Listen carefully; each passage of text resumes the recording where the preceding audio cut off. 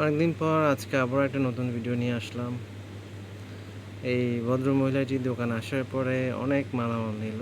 নেওয়ার পরে বলতেছে আমার কাছে টাকা নেই, ক্যাশ টাকা।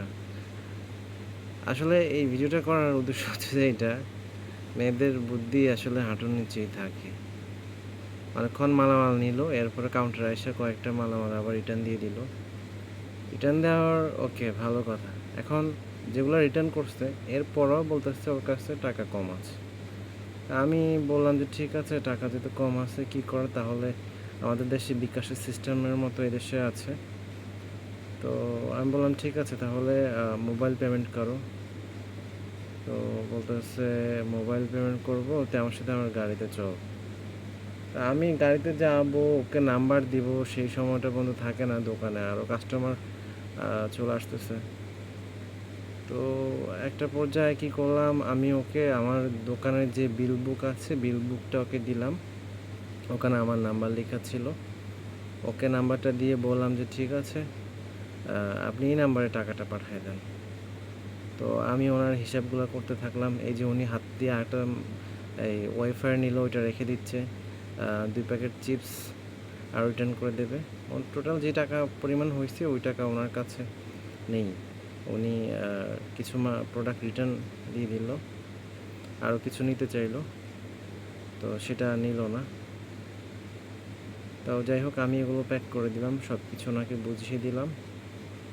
বুঝিয়ে দেওয়ার পরে উনি কিছুক্ষণ পরে আবার আসলো দোকানে। আইসা এবার টাকা নিয়ে আসছে। যদিও ওনার কাছে ছিল না, ওনার ভাই বা একটা পুরুষ লোক আসছিল কিছুক্ষণ পরে। আইসা আবার বড় একটা টাকা দিল, ওটা আবার এক্সচেঞ্জ করে ওনার আরও কিছু মালামাল নিল। তো এটা আসলে বলতে চাই যে এটা যে আপনার কোটি টাকা থাকবে, আপনার হাতে টাকা থাকবে না। এরা কিন্তু গরিব যে তা না, কিন্তু এরা কিন্তু অনেক টাকার মালিক। এরা কিন্তু অনেক বড় লোক, ঠিক আছে।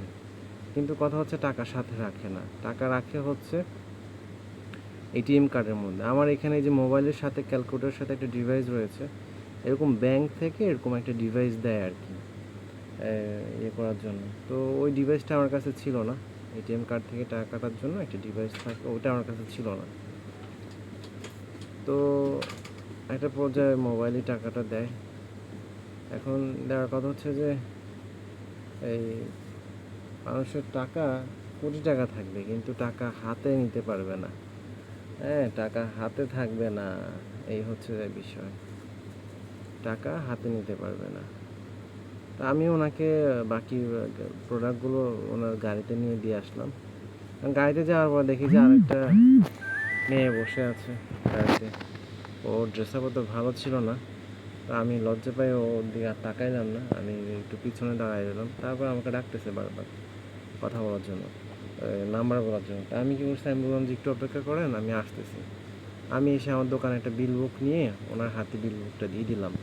এখানে আমার নাম্বার দেওয়া আছে, আপনি এখান থেকে টাকাটা এই নাম্বার ট্রান্সফার করে দেন। তো অনেক কিছু বুঝতে পারছি কি না পারছি জানি না। ভিডিওটি ভালো লাগলে অবশ্যই শেয়ার করবেন। আর কে কোথা থেকে ভিডিও দেখতেছেন কমেন্ট করে জানাবেন। এই যে আমার আরেকজন কাস্টমার চলে আসছে, আমি ওদেরকে ওই কাগজটা দিয়ে আমি আবার এই যে এখন কাগজটা আমি ছিঁড়ে দিয়ে আসবো বিল বুক থেকে। যে এখানে একটা কাগজ ছিঁড়ে দিয়ে আসবো, এইখান দিয়ে আরও দুজন কাস্টমার চলে আসছে। ওরা আরও বাইরে দাঁড়াইছে একজন। মানে কাস্টমারের চাপে আমি আর নাম্বারটা ওখানে মুখে বলার সময় নেই। আমি আমার নাম্বারটা ওখানে কাগজের মধ্যে ছিল, ওটা দিয়ে চলে আসছি। এই হচ্ছে বিষয়।